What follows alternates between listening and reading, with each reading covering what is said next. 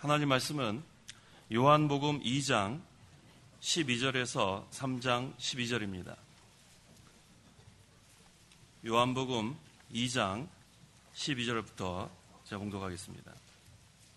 이 일 후에 예수께서 자신의 어머니와 형제들과 자신의 제자들과 함께 가버나움에 내려가셨으나 거기에서 여러 날 머물지 아니하셨다. 유대인의 유월절이 가까워 오자 예수께서 예루살렘으로 올라가셨다. 성전에서 소와 양과 비둘기를 파는 자들과 환전하는 자들이 앉아있는 것을 보시고 노끈으로 채찍을 만들어 양과 소를 모두 성전에서 내쫓고 환전하는 자들의 돈을 쏟으시며 상들을 엎으시고 비둘기를 파는 자들에게 말씀하시기를 이것들을 여기에서 치워라.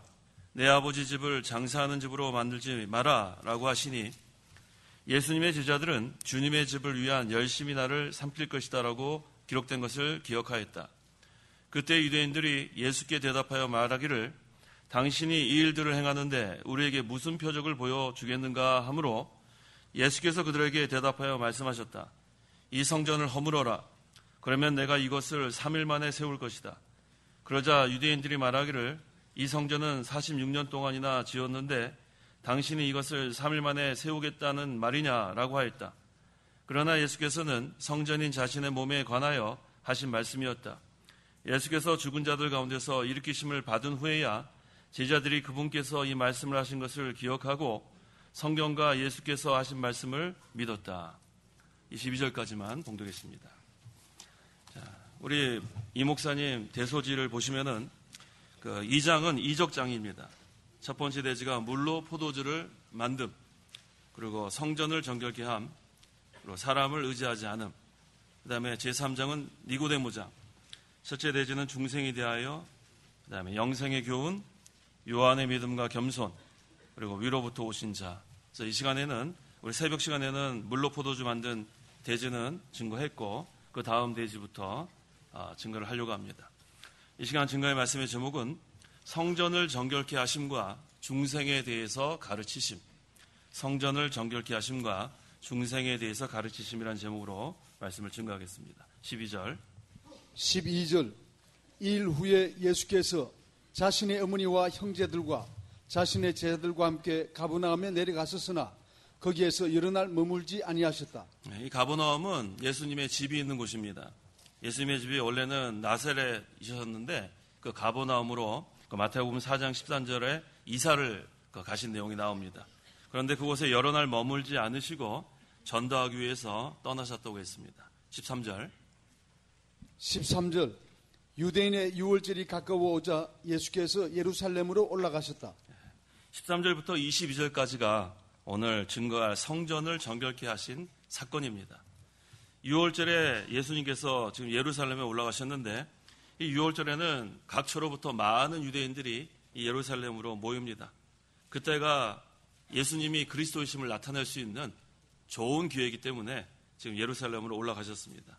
우리가 잘 아는 대로 유월절은 이스라엘 백성들이 모세의 인도를 받아서 이집트에서 나온 것을 기념하는 그러한 절기입니다.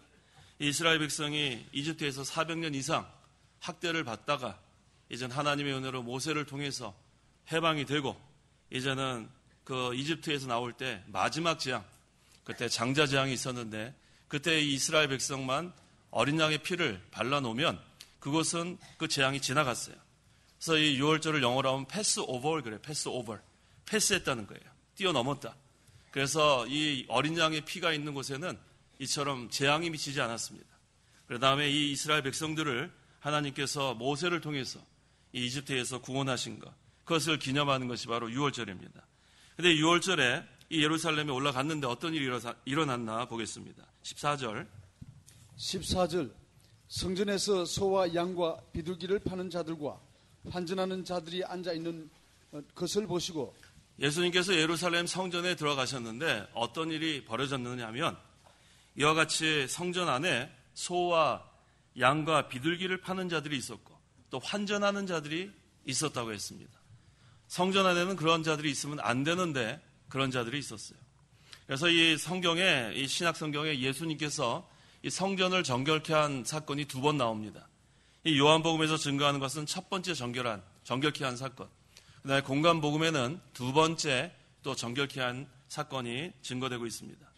여기 소와 양과 비둘기를 파는 자들이 있다고 했는데 이 사람들은 이 시장에서 파는 것보다 더 비싼 값으로 파는 자들이에요. 그래서 이 배후에는 누가 있었냐면 당시 유대교 지도자들이 배후에 있었습니다. 배후에서 하나님께 아무거나 가지고 제사하면 안 된다. 그래서 반드시 좋은 곳으로, 특별히 이 성전에서 파는 것으로만 해야 된다는 그러한 엉터리 같은 것을 만들어 놓고 사람들에게 비싼 값으로 이렇게 파는 자들이었습니다. 그 다음에 또 환전하는 자들이 있었다고 했는데 그 당시 통용되던 화폐가 데나리온이에요. 그 데나리온에는 로마 그 황제 가이사의 화상이 그려졌는데 이것은 합당치 않다.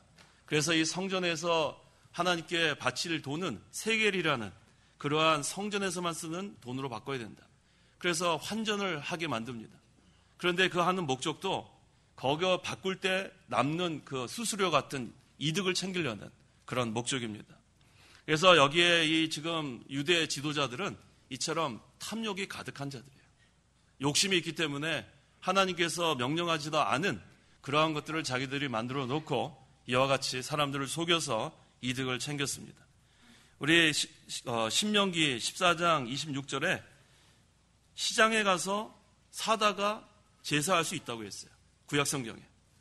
또 레위기 27장 32절 33절에도 하나님께서 소나 양을 하나님께 11조로 바칠 때는 막대기를 놓고 거기다 소나 양을 한 마리씩 넘어가게 한 다음에 10번째 넘어가는 것을 바치라고 했어요. 이게 바로 성경에서 명령한 그런 말씀인데 이거 다 무시하고 이 유대 지도자들은 자신들의 이득을 취하기 위해서 자기네들의 마음대로 이렇게 소와 양과 비둘기를 팔았고 또 환전을 한 것입니다. 그래서 이것을 예수님께서 잘못된 것을 책망하시는 거예요. 이게 바로 오늘 본문에 있는 성전을 정결하게 하는 그런 중심 내용입니다.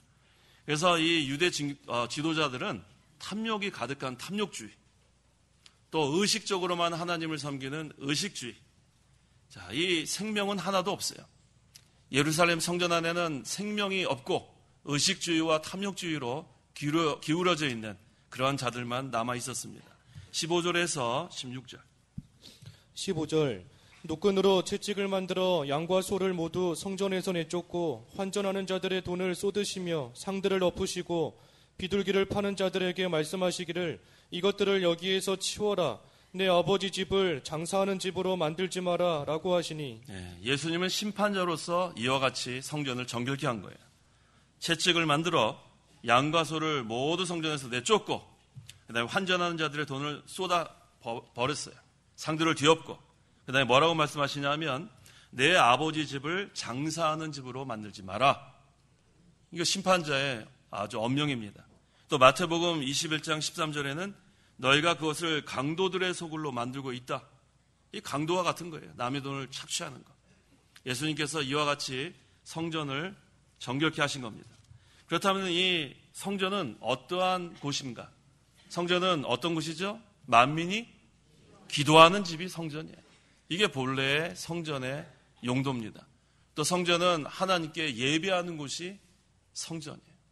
그런데 그 원래 그러한 용도는 다 잊어버리고 그저 자기네들의 이득만을 위해서 이와 같이 이용한 것을 우리가 볼 수 있습니다. 그래서 이 기독교는 뭐라고 우리가 정의할 수 있냐면 하나님을 섬기는 종교예요. 하나님을 섬기는 종교. 또 기독교는 하나님께 기도하는 종교예요. 하나님을 잘 섬기고 하나님께 기도하고 또 기독교는 하나님의 뜻대로 진리를 세워나가는 종교예요. 근데 그 원래의 뜻은 다 잊어버리고 자기네 인간의 생각대로 이 성전을 사용한 것을 우리가 알 수 있습니다. 그래서 예수님께서 이 종교 지도자들을 강도들이라고 했어요. 남의 것을 착취하는 강도들. 자, 우리는 하나님께 예배하는 자들이에요. 예배하는 자들. 그래서 요한복음 4장 24절에 뭐라고 했죠?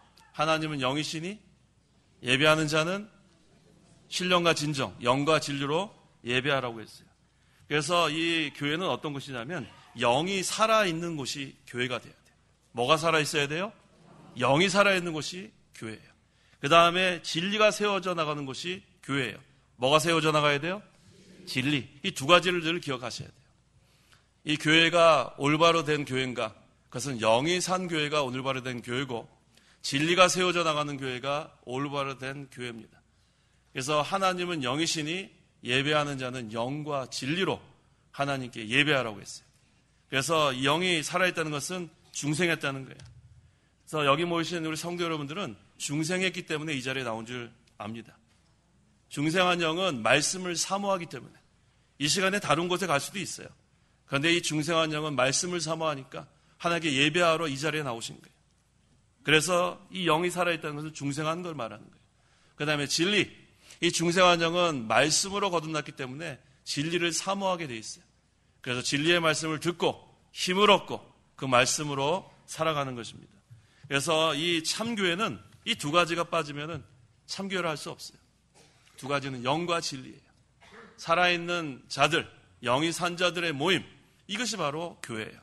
교회가 부르심을 받은 자들의 모임이라고 우리가 에클레시아라는 정의가 있지만 저는 다른 정의로 한다면 산자들의 모임이에요. 산자들.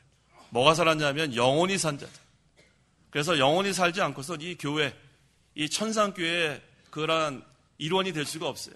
그래서 중생한 자, 영이 산 자들이 모여서 하나님께 예배하면 하나님은 영이시기 때문에 영적으로 우리와 교통할 수 있는 거예요. 영이 죽은 자들은 하나님께 예배할 수 없습니다. 그래서 오늘날 우리가 많이 듣는 열린 예배, 시컬 서비스라고 영어로 하면 시컬이 구도자, 찾는 자, 시컬 서비스. 그래서 이 구도자는 아직 믿지 않는 자들이에요. 그래서 이 믿지 않는 자들이 모여서 여러 가지 잔치를 벌이는 것은 하나님 앞에 합당한 예배를 할 수 없습니다. 그래서 예배할 수 있는 자의 첫 번째 자격은 영이 살아있는 자만 예배할 수 있는 거예요. 그래서 우리 말틴 로이 존스 목사님, 영국의 말틴 로이 존스 목사님은 오전 예배와 저녁 예배 이렇게 두 가지 예배를 드릴 때 설교를 다르게 했다고 해요. 오전 예배 때는 복음적인 설교를 했다고 합니다. 그 다음에 저녁 때는 교리적인 설교를 했다고 그래요. 왜 그렇게 했느냐가 질문을 하니까 이 유영교회는 믿는 자도 있고 믿지 않는 자가 섞여 있을 거라 우리는 가정해야 된다. 그래서 오전 예배는 믿지 않는 자에게는 복음을 선포하는 그런 설교를 했다고 합니다. 그 다음에 또 저녁 때는 또 이 말씀을 사모하는 좀 자라난 성도들이 모이는 시간이 저녁 시간 아니에요. 그때는 또 하나의 말씀을 강해하면서 하나하나 영의 양식을 이렇게 나눠줬다는 그러한 말씀을 하셨어요. 그래서 오늘날 우리는 예배하는 자가 되려면 예수님을 믿어야 돼요. 이 시간에 혹시 아는 지인을 통해서 그냥 따라오신 분도 계실지 몰라요. 그렇다면 예수를 믿어야 돼요. 예수님을 믿어야 그래야 구원을 받습니다. 자, 복음적인 설교 지금 잠깐 했고 그 다음에는 이제 믿는 자는 자라나야 되는 거예요. 장성한 자 분량까지 자라나는 것. 이건 또 교리적인 설교예요. 그래서 이 자리에 모신 성도들 가운데 아직 자라나지 못했다면 이번 기회를 통해서 또 한층 자라나는 그런 시간이 되어야겠습니다. 그래서 이 하나님의 교회에는 산 영들이 모이는 거예요. 중생한 그런 영들 모여서 하나님께 예배하고 그 다음에 진리를 통해서 은혜를 받고 그 다음에 힘을 합쳐서 진리를 세워나가는 겁니다. 그렇다면 진리를 세워나가는 것이 우리의 중심이 되어야 되는데 보통은 이 외부적으로 점점 자라나는 것을 사람들을 좋아합니다. 외부적인 것이 뭐가 있을까요? 이 건물이 현대식 건물로 점점 지어지는 것. 이걸 보면서 야, 참 대단한 교회다. 그런 얘기를 할 수 있죠. 그 다음에 교인의 수가 점점 증가하니까 야, 이 교회 대단한 교회다. 자, 우리가 항상 기억해야 될 것은 뭐냐면 내적인 것부터 바로 돼야 돼요. 내적인 것부터. 내적 생명이 있어야 그래야 외적으로도 자연스럽게 자라나는 거예요. 그런데 내적으로는 죽어 있는데 건물만 현재식으로 짓고 그 다음에 많은 사람들을 모이느라고 수단과 방법을 다 동원한다면 그 안에는 내적인 생명이 없기 때문에 조금 지나면 그건 다 허물게 돼 있어요. 허물어질 수밖에 없어요. 하지만 하나님께서 기뻐하시는 것은 내적 생명의 역사입니다. 이건 각 성도마다 내적 생명의 역사가 있는 신앙생활도 해야 되고 오늘 하나님께서 요구하시는 교회는 내적 생명의 역사가 있는 그러한 교회가 세워지기를 원하시는 거예요. 그래서 우리 한 사람 한 사람이 그것을 위해서 기도하는 거예요. 하나님, 이 진리가 세워져 나가야 되겠는데 이 교회가 굳건히 세워져 나가야 되겠는데 이 내적 생명의 역사가 있는 그러한 교회로 세워지게 해달라고 그렇게 기도하는 게 중요합니다. 그렇게 되면 내적인 생명의 역사가 있기 때문에 그 다음에는 자라나게 돼 있어요. 교인도 늘어나게 돼 있고 또 하나님 허락하시면 건물도 더 증축할 수 있는 거고. 그런데 이 순서가 바뀌면 안 됩니다. 수단과 방법을 막 써가지고 인본주의로 사람들을 모으려고 막 애쓰면은 그 다음에는 나중에는 내적 생명의 역사 기대할 수가 없어요. 왜냐하면 이미 사람들의 비유에 맞춰줘야 되기 때문에 그래요. 사람들이 그 비유를 맞춰주지 않으면 떠나게 돼 있어요. 하지만 처음부터 말씀이 생명이라는 것을 가르치면 말씀을 좋아하는 사람들이 모이게 돼 있어요. 이 말씀 자체가 하나님의 능력이 있습니다. 십자가의 도는 구원을 받는 자들에게는 하나님의 능력이라고 했어요. 그래서 하나님의 말씀은 살았고 운동력이 있다고 했습니다. 그래서 이 말씀이 생명이 있기 때문에 이 말씀이 좋아서 모이는 사람들이 점점 늘어나면 그 다음에 그 교회는 흔들리지 않는 거예요. 그 다음에 말씀만 전해도 모이게 돼 있습니다. 그게 중요한 거예요. 그래서 처음부터 교회를 세울 때 우리는 말씀을 갖고 승부를 걸어야 돼요. 어떤 프로그램이나 어떠한 물질적인 그러한 욕구나 그런 것 충족 이렇게 시작하면은 그거 계속 해야 됩니다. 그거 중단하면 다른 교회를 떠나게 돼 있어요. 다른 교회가 더 잘할 수 있는 교회가 많이 있기 때문에 그것은 물질을 줬는 거예요. 그래서 예수님께서 오병이어의 이적을 행하실 때 몇 명이 먹었어요? 5천 명이 넘었어요. 거기 뭐 남자만 5천 명이니까 뭐 한 10,000명도 넘을지 모르겠습니다. 근데 와서 잘 먹었어요. 그런 다음에 어떻게 됐어요? 다 떠나갔어요. 예수님이 말씀 이렇게 증거할 때는 12제자만 남은 거예요. 이건 우리에게 큰 경고의 말씀이에요. 자꾸만 사람들의 비유를 맞춰주면 안 돼요. 물질로 무슨 뭐 애들한테 자꾸만 뭐 가방 사주고 선물 주고 뭐 상품권 주고 이래가지고 아이들 모아놓죠. 그러면은 계속해서 그런 방식으로만 가야 돼요. 그 다음에 그 아이들 내적에는 생명이 없습니다. 하지만 아이들에게 영의 양식으로 시작해서 계속 말씀으로 먹여주면 이 아이들은 뭐 하나도 주지 않아도 오게 돼 있어요. 이게 바로 내적 생명의 역사입니다. 하나님께서 우리에게 요구하시는 것은 바로 그거예요. 영과 진리, 중생한 영, 자라나는 영, 내적 생명의 역사에 있는 교회, 이것을 하나님께서 원하시는 겁니다. 17절 17절 예수님의 제자들은 주님의 집을 위한 열심히 나를 삼킬 것이다 라고 기록된 것을 기억하였다. 이 말씀은 시편 69편 9절을 인용한 말씀이에요. 주님의 집을 위한 열심, 이것은 하나님을 위하고 하나님의 교회를 위한 열심을 여기서 의미합니다. 나를 삼킬 것이다. 자, 하나님을 위하고 하나님 교회를 위해서 희생당하는 것을 여기서 의미합니다. 그래서 주님의 집을 위한 열심 때문에 지금 주님의 집이 더럽혀진 것을 보고 예수님이 참을 수 없었어요. 그래서 이 성전을 정결케 한 것을 우리가 알 수가 있습니다. 18절에서 19절 18절 그때의 유대인들이 예수께 대답하여 말하기를 당신이 이 일들을 행하는데 우리에게 무슨 표적을 보여주겠는가 하므로 예수께서 그들에게 대답하여 말씀하셨다. 이 성전을 허물어라. 그러면 내가 이것을 3일 만에 세울 것이다. 자, 예수님께서 성전을 좀 정결케 하는데도 불구하고 이 유대인들은 가책이 없었어요. 회개도 하지 않습니다. 오히려 뭐라고 말하냐면 이 일들을 행하는데 우리에게 무슨 표적을 보여주겠는가. 표적을 구하고 있습니다. 이거 벌써 불신앙이에요. 우리 예수님께서 보고 믿는 게 더 귀하다고 그랬어요? 보지 않고 믿는 게 더 귀하다고 그랬어요? 보지 않고 믿는 믿음이 더 큰 거예요. 그런데 이 유대인들은 표적을 자꾸 구한 거예요. 표적. 보고 믿는 것보다 보지 않고 믿는 것이 더 귀한 믿음입니다. 이 불신앙으로 인해서 이렇게 표적을 구했습니다. 진리를 찾지 않고 그리스도를 찾지 않고 지금 표적만 구하고 있습니다. 그때 예수님께서 뭐라고 말씀하십니까? 이 성전을 허물어라. 그러면 내가 이것을 3일 만에 세울 것이다.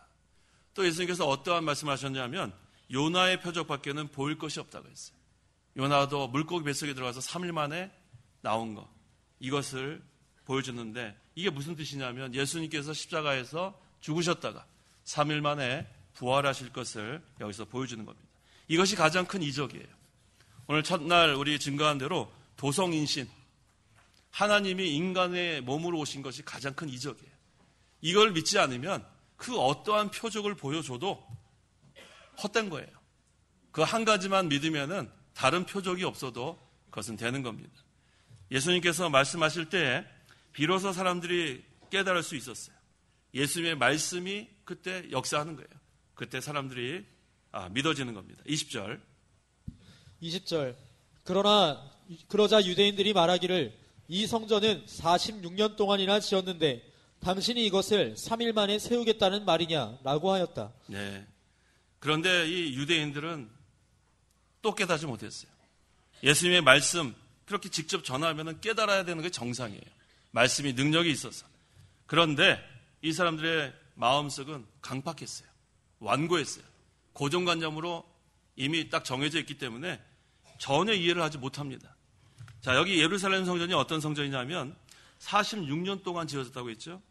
이 성전은 46년 동안 지었는데 근데 실제로는 이 예루살렘 성전 완공하는데 82년이 걸렸어요.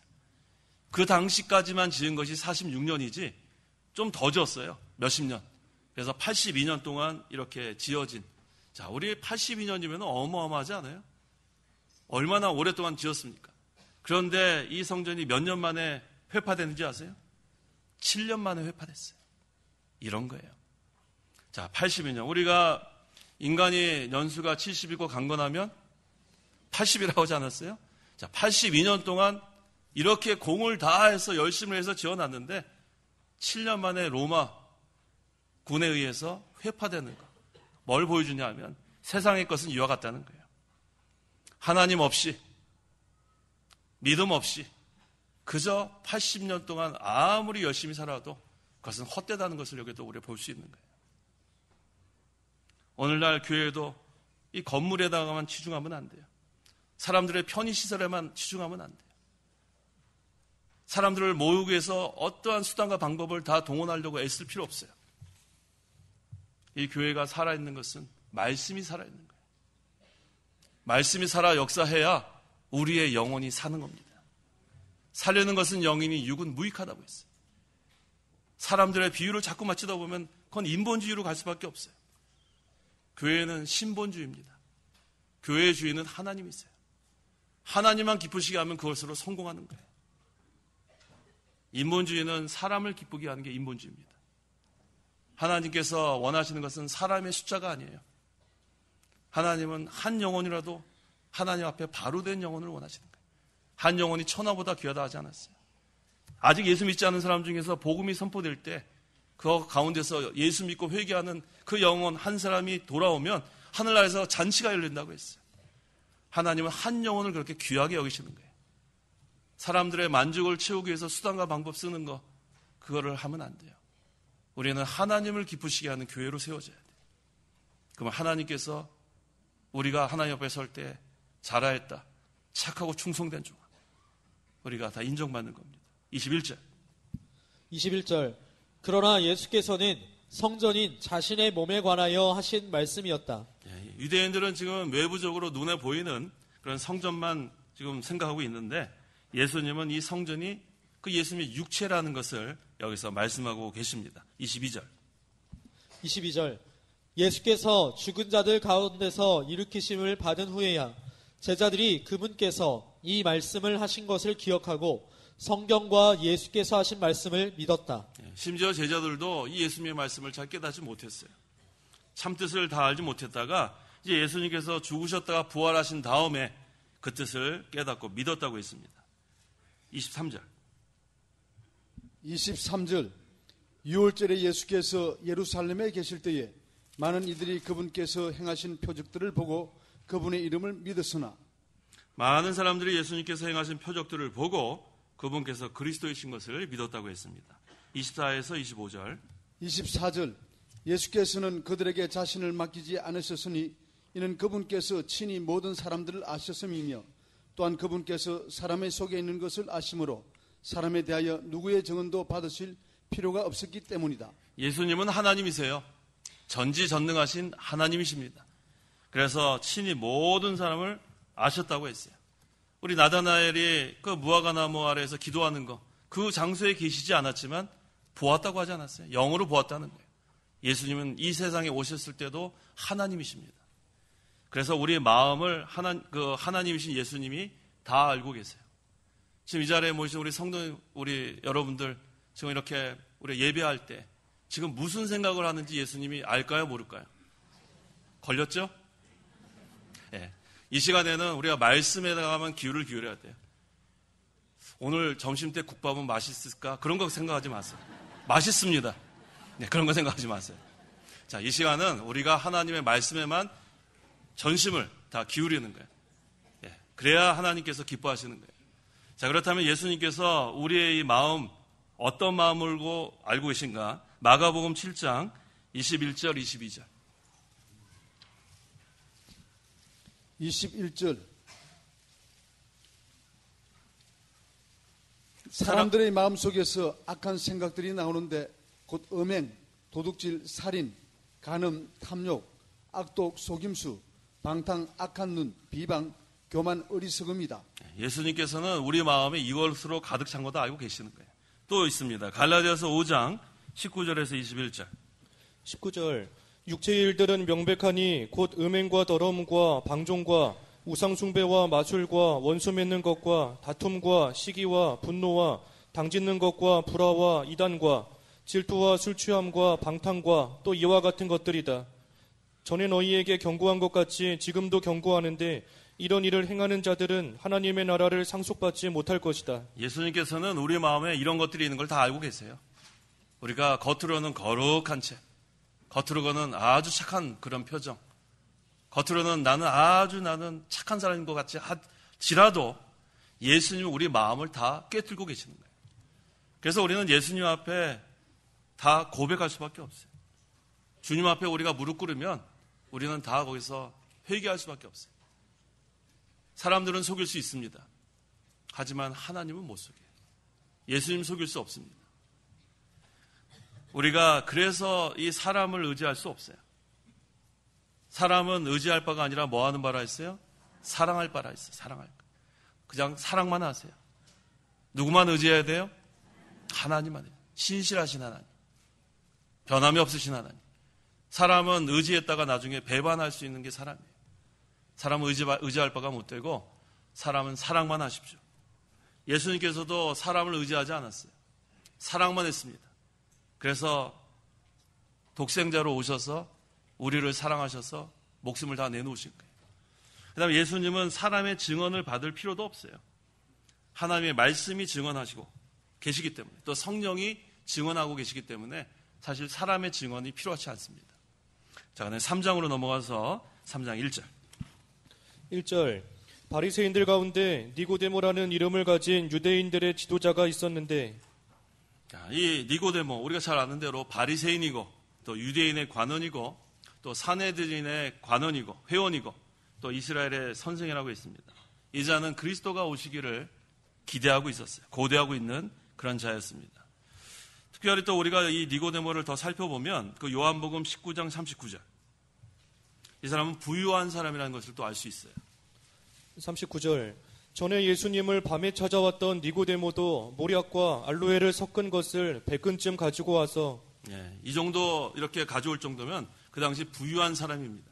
그래서 이 니고데모를 정리를 하면 엄격한 유대계를 신봉하는 바리새 교인이고 바리새인이고 또 하나님의 하나님이신 그리스도가 올 것을 고대하고 있던 사람이고, 그런데 문제는 뭐냐면 그 당시에 이 바리새 교파 사람들은 무엇을 믿었냐면 이 하나님의 백성이 되는 자격이 아브라함을 통해 계승되는 자연적이고 육적인 그러한 출생에 있음을 강조했어요. 잘못 알고 있는 거예요. 이 니고데모도 그 영향을 받은 사람입니다. 그래서 예수님께서 특별히 니고데모에게 중생의 도리에 대해서 가르쳐 주신 거예요. 니고데모는 벌써 고정관념이 있었어요. 아브라함의 계통을 통해서 우리는 다 하나님 자녀가 된다. 잘못 알고 있기 때문에 이 중생의 도리를 가르쳐 주고 있습니다. 그래서 이 니고데모가 올 때 이 사람은 상당한 사회적 그런 위치에 있었기 때문에 예수님께 찾아오는 것이 쉬운 것은 아니었습니다. 자, 2절. 2절.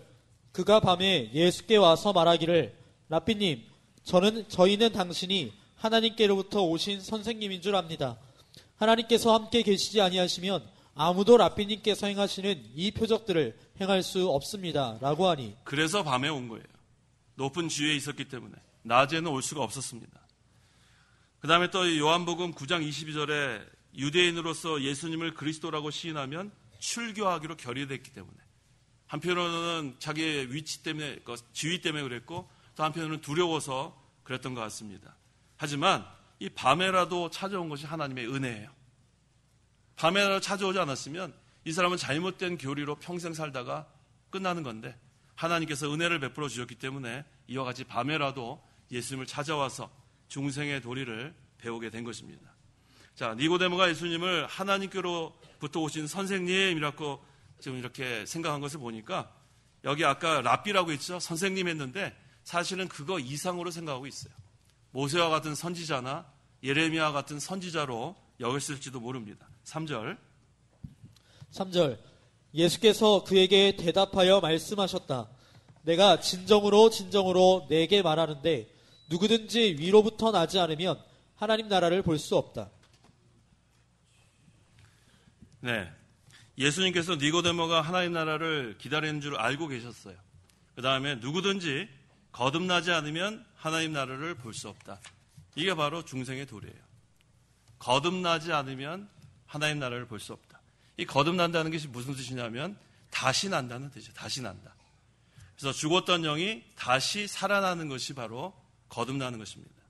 그래서 우리 그 헬라어의 아느텐이라는 이 단어가 위로부터 그런 뜻도 있기 때문에 우리 바른 성경 어떤 분은 거듭나지 아니하면 그렇게 된 성경도 있고 위로부터 나지 아니하면 그렇게 된 성경도 있죠? 혹시 위로부터 나지 아니하면 써 있는 성경 갖고 계시면 손 들어보세요. 예, 이거 다 거기다 그렇게 쓰세요. 거듭나지 아니하면으로 바꿔 쓰시면 돼요.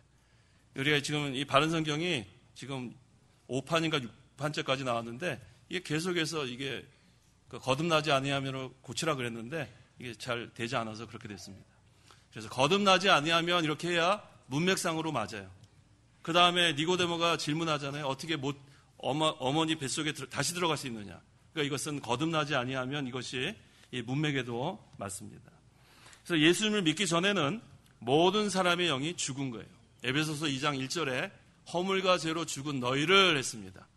거기서 허물과 죄로 죽은 너희를 거기에 뭐냐면은 영적으로 죽은 그게 들어가야 돼요. 영적으로 죽은. 우리는 하나님의 형상대로 지음을 받았습니다. 그래서 영적으로 또 인격적으로 도덕적으로 지음을 받았는데 사람이 여기서 에베소서 2장 1절에서 죽었다는 뜻은 그 영적으로 죽은 것을 말합니다. 그래서 이 도덕적인 면이나 이 인격적인 면은 그 아담의 죄에 아주 큰 그러한 영향을 받았지만 아직 그것은 남아 있습니다. 죄의 영향을 받은 채로. 그래서 우리 믿지 않는 사람들은 예수님을 믿기 전까지는 그 영혼이 없어지는 게 아니에요. 하나님과 단절된 마귀의 권세 아래에 있는 그런 영혼으로 계속 남아 있다가 결국은 그 영혼이 지옥 가는 거예요. 그래서 이 에베소 2장 1절에 앞에 영적으로가 들어가야 이해가 되는 거예요. 허물과 죄로 영적으로 죽은 너희를 우리를 살려놨다. 그렇게 우리가 이해를 하면 됩니다. 자, 그렇다면 우리가 이 조직신학에서 중요한 것이 뭐냐면 중생과 회심의 관계예요. 중생과 회심. 자, 이 회심은 뭘 가르치냐면 회개와 믿음을 가르쳐요. 회개와 믿음을 합쳐서 회심이라고 합니다. 믿고 회개하는 것 또는 회개하고 믿는 것. 그렇다면은 하나님께서 우리를 살려놓는 것이 중생이고 믿고 회개하는 것이 우리가 하는 거예요. 그럼 순서가 어떤 것이 먼저가 돼야 될까요? 살려놔야 믿을 수 있어요? 내가 믿어야 살아요. 살려놔야 믿을 수 있는 거예요. 그래서 우리가 이거 분명히 알아야 돼요. 죽었던 영혼을 살려놔야 이제 내가 예수님을 믿을 수 있게 됩니다. 죽은 송장은 혼자서 믿을 수가 없잖아요. 그걸 살려놔야 그 다음에 예수님 주여 하고 믿을 수 있고 또 내가 죄인인 것이 깨달아지고. 그래서 논리적 순서에 의하면은 중생이 먼저입니다. 그 다음에 믿고 회개하는 거예요. 그런데 시간적으로는 동시에 할 수 있어요. 왜냐하면 우리가 복음을 선포할 때 성령께서 그 말씀을 가지고 죽었던 영을 살리기 때문에 시간적으로는 동시에 일어나지만 순서적, 논리적 순서로는 중생이 앞섭니다. 죽었던 영을 살려놔야 믿고 회개할 수 있다는 거 우리가 알아야겠어요. 누구든지 거듭나지 않으면 하나님 나라를 볼 수 없다. 이게 바로 중생은 새 생명의 시작이라는 거예요. 중생이 바로 새 생명의 시작이고 또 중생이 바로 영적 하나님 나라가 내 심령에 임하는 거예요. 중생하지 않은 자는 하나님 나라랑 전혀 상관이 없어요. 하늘나라하고는 전혀 상관이 없어요. 계속해서 마귀의 권세 아래 있다가 그 죽은 영혼이 지옥 가는 것으로 끝납니다. 하지만 중생한 성도는 새 생명이 시작되고, 그래서 우리 고린도후서 5장 17절에 뭐라고 했어요? 이전 것은 지나갔으니 보라 새 것이 되었도다. 새 생명의 시작이 바로 영적 하나님 나라가 우리 심령에 임하는 거예요. 임마누엘. 그래서 이제는 중생한 자들은 그 중생한 영이 하나님과 영적으로 교통하는 거예요. 오늘 새벽에도 기도하셨어요? 기도하셨어요? 안 하셨어요? 누구랑 교통했어요? 하나님과 교통하는 거예요. 얼마나 좋아요? 믿지 않으면 기도 못해요. 기도를 어떻게 해요? 하나님이랑 단절되어 있는데. 하지만 중생한 성도는 이제는 하나님과 영적으로 교통할 수 있어요. 또 이 시간 우리가 하나님께 예배합니다. 우리의 예배를 하나님께서 이곳에 함께 하실까요? 안 하실까요? 함께 하시는 거예요. 하나님은 영이시기 때문에 육신의 눈으로는 볼 수 없지만 이곳에 함께 하시고 계시는 거예요. 그래서 우리는 예배 시간에 사람을 위해서 하는 그러한 예배가 되면 안 되고 하나님이 받으시는 예배가 돼야 되는 거예요. 하나님이 이곳에 우리 예배를 받으시러 오셨는데 우리끼리만 좋아서 막 그렇게 즐겁게 하다가 페스티벌, 축제에 다 끝난 다음에 그냥 돌아가면은 하나님은 그거랑 전혀 상관이 없어요. 예배는 그래서 페스티벌이 아니에요. 축제가 아니에요. 예배는 월십이에요. 하나님께 바쳐드리는 거예요. 그래서 예배 시간에 우리는 항상 하나님이 함께 하시는 것으로 우리가 믿어야 돼요. 하나님 나라가 이곳에 임했다는 것을 믿는 것, 이것이 믿음이에요. 4절 니고데모가 예수께 말하기를 사람이 늙어서 어떻게 태어날 수 있습니까? 자기 어머니 뱃속에 두 번째 들어갔다가 태어날 수 있습니까? 라고 하였다. 이 4절 때문에 아까 위로부터 나지 아니하면이 아니라 뭐라고 했어요? 거듭나지 아니하면이 문맥상 맞는 거예요. 거듭나지 아니하면. 자, 니고데모가 이제 중생의 도리를 들을 때 육신적으로만 생각하면 이와 같이 물어볼 수 있죠. 사람이 늙어서 어떻게 다시 어머니 뱃속에 들어가느냐. 이건 뭐 인간적인 생각으로 이렇게 물어볼 수 있는데 이것은 도무지 깨닫지 못하는 사람의 질문이죠. 그때 예수님께서 뭐라고 대답하시죠? 5절에 예수께서 대답하셨다. 내가 진정으로 내게 말한다. 누구든지 물과 성령으로 나지 않으면 하나님 나라에 들어갈 수 없다. 사실 이 니고데모가 상당한 학식이 있는 사람이에요. 최고 학문을, 오늘날 하면 최고 학위를 갖고 있는 그러한 사람인데도 불구하고 이 영의 것은 도무지 깨닫지 못하는 거예요. 영적 흑암, 캄캄합니다. 그래서 이 복음이 선포될 때 아무리 똑똑한 사람이고 아무리 학식이 많은 사람이라도 성령께서 살려놓지 않으면 믿을 수가 없는 거예요. 니고데모도 여긴 예외가 없습니다. 자, 중생의 요소가 두 가지가 나옵니다. 물과 성령. 그래서 물은 하나님 말씀을 가리킵니다. 베드로전서 1장 23절. 23절. 너희가 거듭난 것은 썩어질 씨로 된 것이 아니라 썩지 않을 씨로 된 것이니 곧 하나님의 살아있고 항상 있는 말씀으로 된 것이다. 성령께서 이 말씀을 가지고 우리를 거듭나게 하는 거예요. 거듭난 것은 하나님의 살아있고 항상 있는 말씀으로 된 것이다. 분명히 성경이 증거합니다. 야고보서 1장 18절. 그분께서 우리로 피조물 가운데 첫 열매가 되게 하시려고 자신의 뜻에 따라 진리의 말씀으로 우리를 낳으셨다. 진리의 말씀으로. 이 두 가지가 상당히 중요한 성경 구절이에요. 다 써놓으세요. 베드로전서 1장 23절, 야고보서 1장 18절이 상당히 중요한 말씀이에요. 성령께서 말씀으로 우리를 거듭나게 했다는 그러한 구절이 바로 이 두 구절이에요. 그래서 성경 말씀의 이 중심이 바로 예수 그리스도의 십자가와 부활인데 그 말씀을 성령께서 믿게 하는 거예요. 아무리 믿으려고 해도 믿어지지 않습니다. 우리 성도 여러분 믿어져요? 믿어져요? 안 믿어져요? 중생한 거예요. 믿어지는 사람은 중생한 거고 믿어지지 않으면 고민하세요. 내가 믿는 게 아니었구나. 예수님의 십자가와 부활을 믿는 자가 중생한 증거예요. 그리스도시고 하나님의 아들인 것이 믿어지면 그건 중생한 사람이에요. 그게 믿어지지 않으면 그건 거듭난 사람이 아니에요. 그래서 이 6절에 육으로 난 것은 육이고 성령으로 난 것은 영이다라고 했어요. 거듭난 것은 죽었던 영이 산 영이 되는 거예요. 죽었던 영이 산 영이 되는 거. 그래서 육신에 속한 것이 아닙니다. 성도의 영이 그리스도의 의를 인하여 산 영이 되었습니다. 그래서 이 성도의 영은 산 영이에요. 살아있는 영, 죽은 영이 아닙니다. 죽은 영은 하나님과 단절된 영이 죽은 영이에요. 하나님 말씀이 선포돼도 아무런 느낌이 없어요. 왜? 죽은 영이 어떻게 느낌이 있어요? 그래서 우리 불신자들은 참 불쌍해요. 우리 불신자들 가운데서 외모가 출중한 사람들 있죠? 출중한 사람 많잖아요. 키도 크고 얼굴도 이쁘고. 그 사람들 부러워요? 왜 또 아니에요? 부럽긴 부럽잖아요. 뭐 외모가 뭐 좀 키 크고 잘생기고 뭐 예쁘고 뭐 부럽다고 뭐 할 수 있죠. 그런데 중요한 것은 그 외모가 다가 아니라는 거예요. 그 속에 산 영이냐 죽은 영이냐 이게 중요한 거예요. 요즘 이렇게 보면 우리 연예인 가운데서도 이렇게 무슨 소감 같은 거 할 때 하나님께 영광 돌리는 사람이 많아졌다면서요? 참 감사해요. 그 얼마나 감사해요? 그거 쉬운 일이 아니에요. 거기 가면은 무슨 뭐 누구한테 감사하고 할 수 있겠지만 하나님께 영광 돌린다는 거 얼마나 좋아요. 믿는 사람들은 그렇게 해야 돼요. 믿는 사람들은.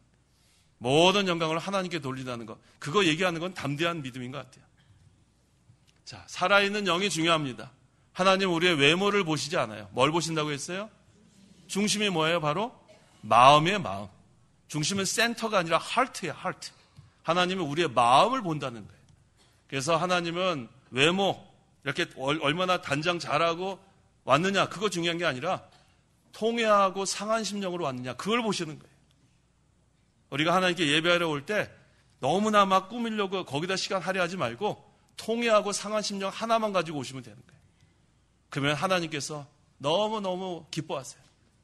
하나님 죄인이도 왔습니다. 그럼 하나님이 너무 우리를 또 푹 안아주신 하나님. 얼마나 감사한지 몰라요. 우리는 예수님의 십자가 보혈로 모든 죄를 다 사함 받았어요. 이제는 하나님께 예배할 수 있는 그러한 자격자가 된 게 너무 감사해요. 영과 진리, 죽었던 영이 살아났기 때문에 하나님께 예배할 수 있습니다. 자, 그렇다면 우리가 이 목사님을 통해서 우리가 중요한 거, 중생한 영 범죄하지 않는다. 여기에 대해서 좀 시간을 할애하려고 합니다. 자, 중생한 영은 범죄하지 않는다. 요한 1서 3장 9절. 9절. 하나님께로부터 난 자마다 죄를 짓지 않으니 이는 하나님의 씨가 그 사람 안에 거하기 때문이다. 그는 죄를 지을 수 없으니 이는 그가 하나님께로부터 났기 때문이다. 자, 사람은 영혼과 몸으로 이루어져 있어요. 뭐와 뭐로 이루어졌어요? 영혼과 몸, 두 가지밖에 없어요. 많은데 왜 두 가지밖에 없다 그럴까? 영하고 혼하고 다른 거 아니에요? 그런 질문이 나올 수 있어요. 아니에요. 영혼밖에 없어요. 영혼. 그 다음에 영혼이라고 그럴 수도 있고 영이라고 그럴 수도 있고 혼이라고 그럴 수도 있어요. 헷갈리시면 안 돼요. 영혼이라 할 수도 있고 영이라 할 수 있고 혼이라 할 수 있어요. 그래서 우리 필라델피아에는 웨스트민스터 설립한 그레샴 메이천 같은 경우는 영과 혼을 동의어라고 그렇게까지 얘기했어요. 또 개혁주의 신학자 버스웰도 영과 혼은 같은 뜻이다. 근데 대부분의 개혁주의 신학자들은 영과 혼을 이렇게 교대적으로 사용을 합니다. 그래서 영혼과 영과 혼은 거의 우리가 동의어로 생각해도 무방합니다. 그래서 사람은 영혼과 몸으로 이루어진 거예요. 다른 거 없어요. 그렇다면은 이 영혼과 몸으로 이루어졌다면 그러면은 우리가 뭐 생각하는 거, 또 양심, 마음 이런 것들은 무엇인가? 그것은 전부 다 몸에 속해 있는 거예요. 몸에. 어디에 속해 있어요? 몸에 속해 있는 거예요. 그래서 우리가 죽었던 영이 살아나죠? 그걸 무슨 영이라 하냐면 중생한 영이라 그래요. 중생한 영. 그래서 죽었던 영이 살아나면 이 중생한 영은 몸에 속한 것이 아니에요. 중생한 영과 몸 두 가지밖에 없는 거예요. 그래서 중생한 영은 점점 그리스도의 형상을 닮아가다가 죽으면 하늘나라 가는 거예요. 그 다음에 이 죽음이라는 뜻이 무슨 뜻이냐면 영혼과 몸이 뭐가 되는 거예요? 분리되는 거예요. 그래서 우리가 믿음으로 잘 지킨 것, 말씀을 잘 순종한 것, 그것을 가지고 하늘나라 가는 거예요. 그래서 요한계시록 14장 우리 16절에 행위가 따라간다고 했죠? 그게 바로 그런 뜻이에요. 성도의 죽음은 복되다. 그 다음에 이 세상에서 행위가 따라가는데 그건 믿음 지킨 거, 말씀 순종한 거, 그래서 이 중생한 영이 그리스도의 형상을 잘 닮아간 거, 그것이 하늘나라 가는 거예요. 그러면 분리가 되니까 이 몸은 뭐 화장을 하든지 그 다음에 매장을 하든지 없어지는 거예요. 그렇다면 이 몸에 있는 여러 가지 양심이나 마음이나 생각이나 이런 것들은 기능이에요.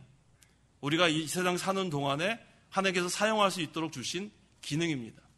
그래서 우리가 이 마음 같은 거, 이 마음이 깨끗해요? 아니면 아까 읽어봤죠? 마음에 여러 가지 나오지 않았어요? 그것이 바로 인간의 마음인데 이 마음은 이 몸에 속한 기능이에요. 그 다음에 우리의 생각으로 항상 좋은 생각만 해요? 우리 나쁜 생각도 하죠? 그것도 몸에 속한 기능이에요. 그래서 영혼과 몸이 있는데 영혼이나 영이나 혼, 이것과 몸과는 우리가 따로 생각을 해야 됩니다. 그래서 우리가 한 가지 주요 그 구절이 있는데 베드로전서 2장 11절 한번 찾아보세요. 베드로전서 2장 11절. 11절.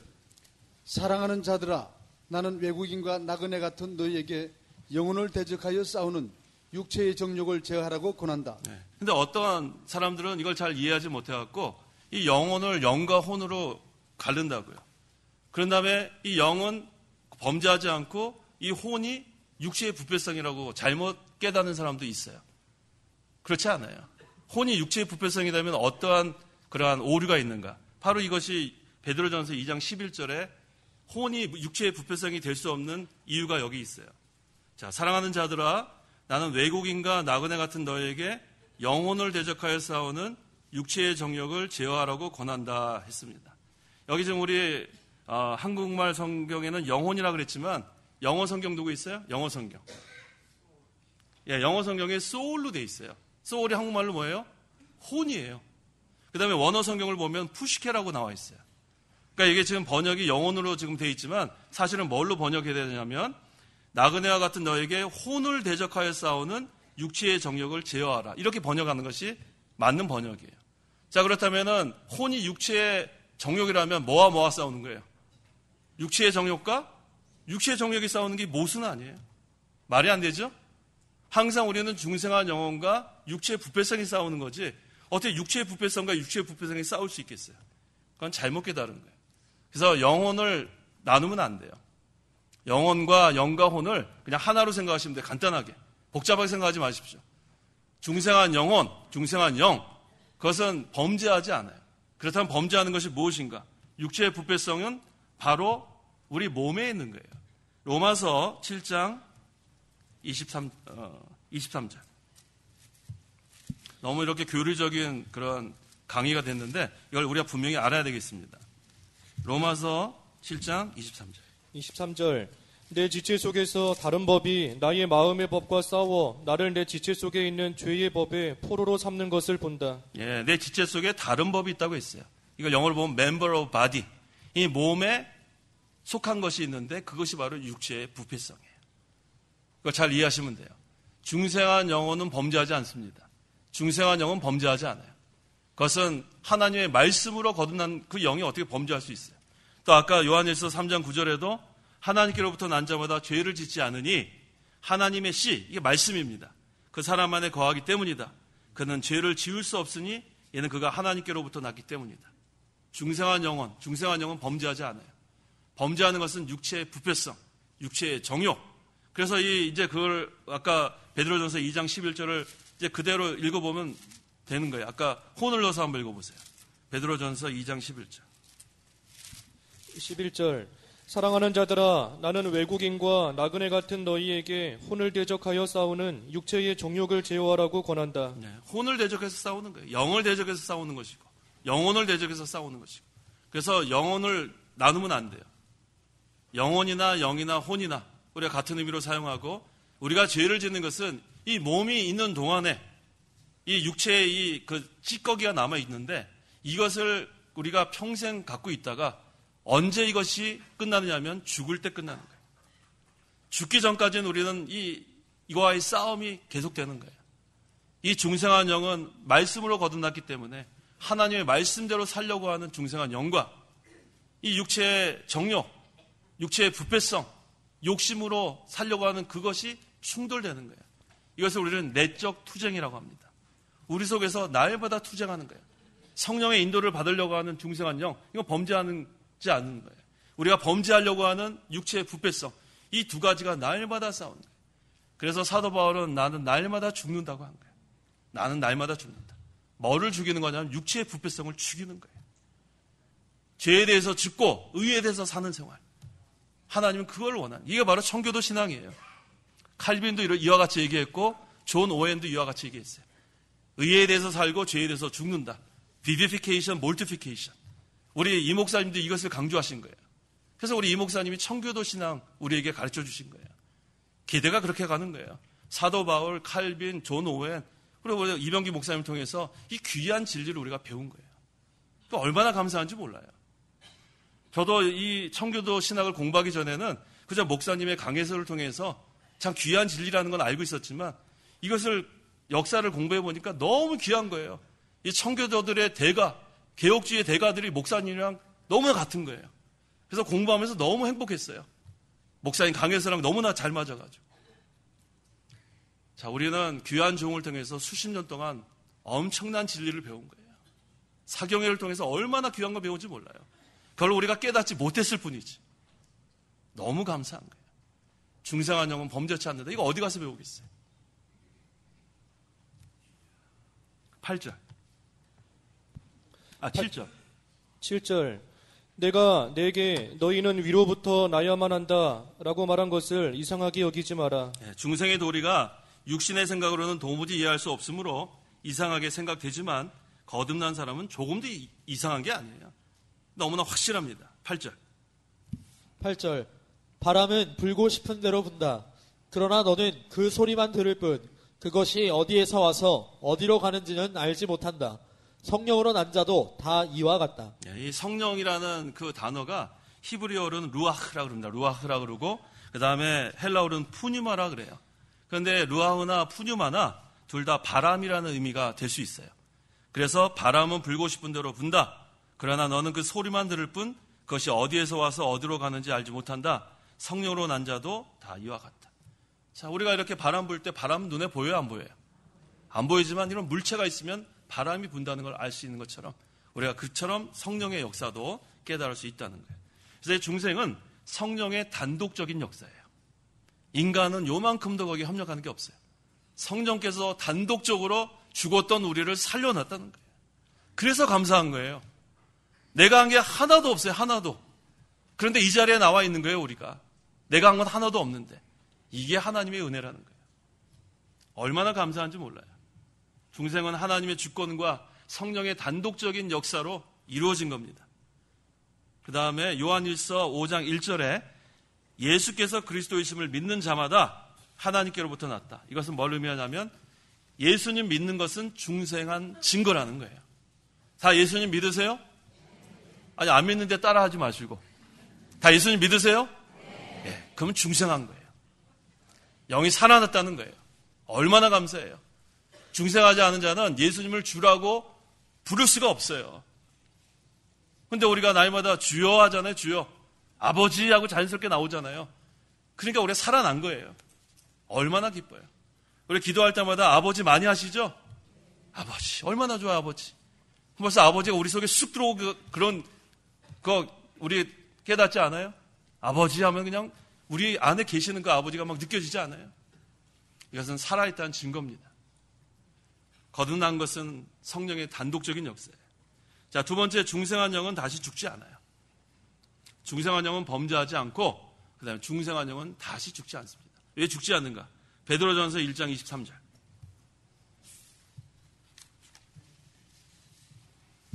23절.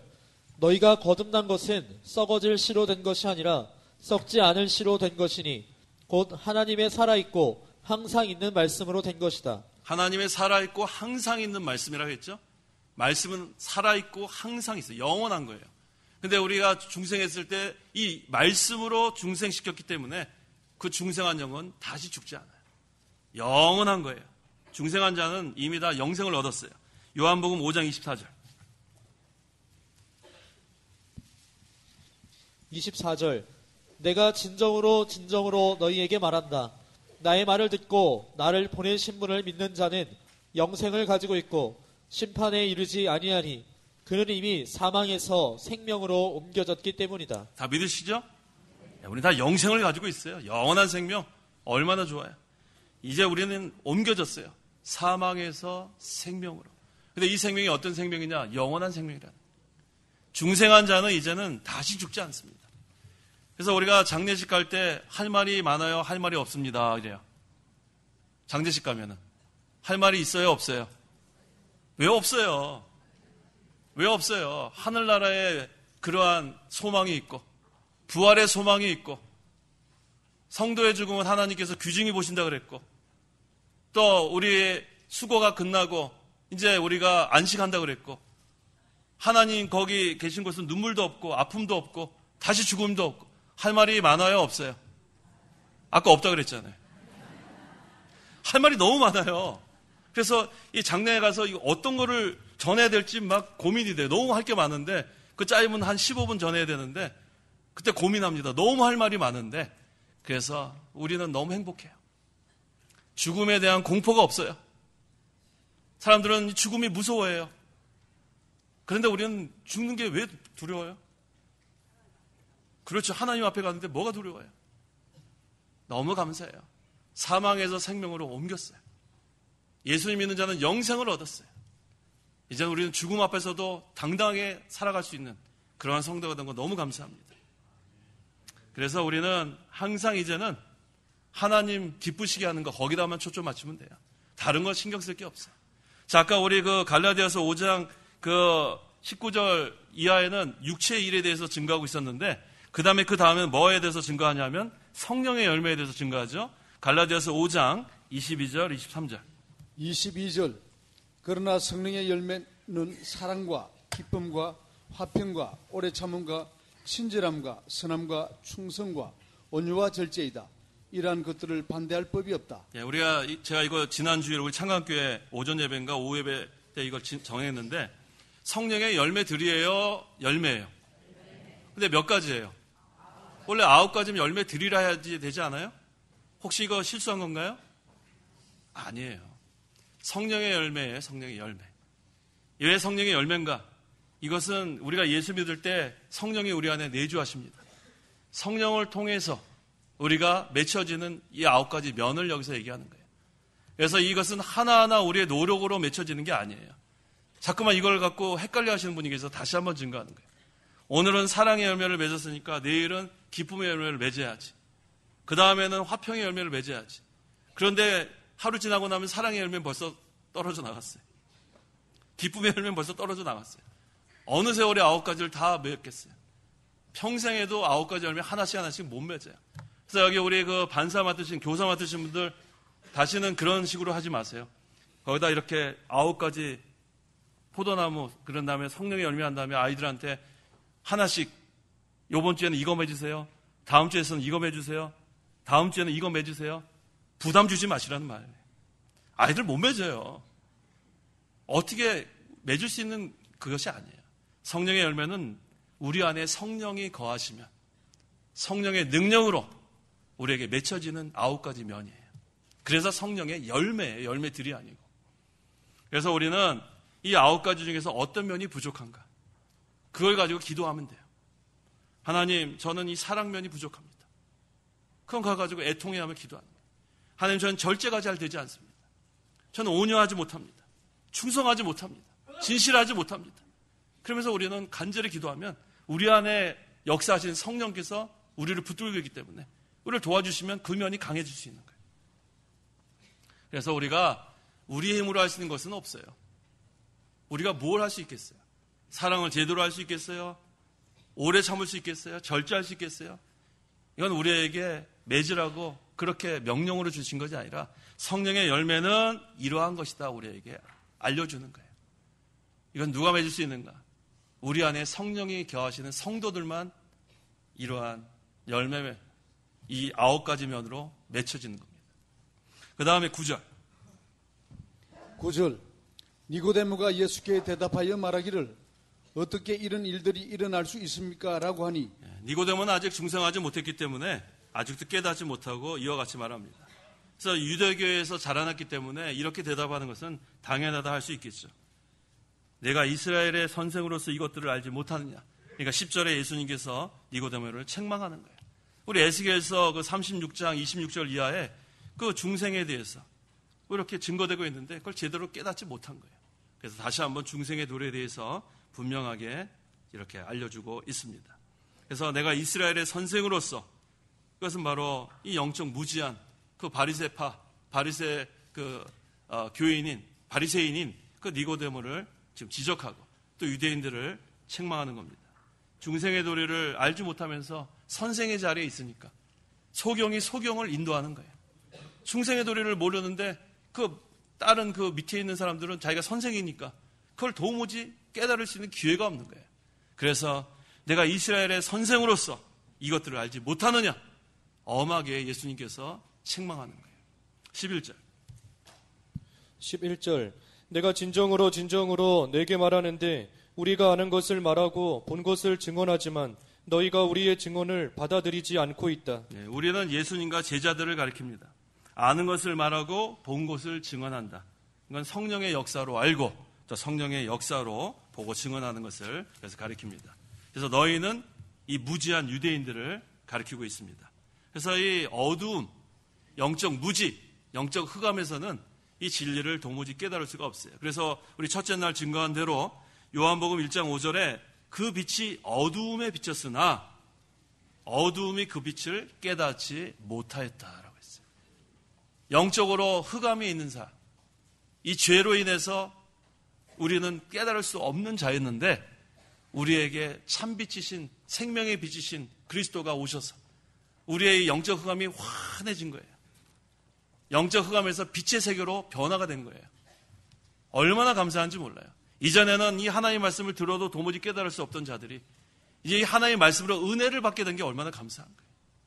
우리 심령의 빛의 세계, 진리의 세계가 이루어지니까 이 모든 것이 가능하게 된 겁니다. 오늘도 이 영적 흑암에 있는 불쌍한 자들이 너무너무 많아요. 요즘처럼 전도하기가 이렇게 힘든 때가 있었는가 싶을 정도로. 그래서 우리 청년들 데리고 저기 캠퍼스 전도를 가고 이 앞에서 노방 전도를 하고 아주 비웃어요. 저 젊은 애들이 참 한심하다. 이 좋은 날 거기 서가지고 전도하고 있다. 그렇게 말은 안 해도 그 눈빛이 그렇게 말을 하고 있는 게 보여요. 우리가 다 알죠. 근데 또 우리는 어떻게 또 말은 안 해도 속으로 생각해요? 저 불쌍한 것들. 불쌍해서 견딜 수가 없어요. 겉은 멀쩡한데 저 죽은 영혼 아니에요? 그래서 또 우리 불쌍해서 크게 찬송하는 거예요. 걔네들은 저 불쌍한 것들. 할 일 없어서 찬송하고 있다고 우리는 저 불쌍한 것들. 저 예수 믿지 않으면 지옥 가는데 서로 불쌍히 여기면서. 자, 이 전도가 이렇게 힘들어요, 전도가. 하지만 낙심하지 마세요. 자, 우리 어저께 전도는 뭐라고 했어요? 선포예요, 선포. 하나님 말씀, 복음만 우린 던지면 돼요. 그러면 다이나마이트가 뻥 하고 터지는 거예요.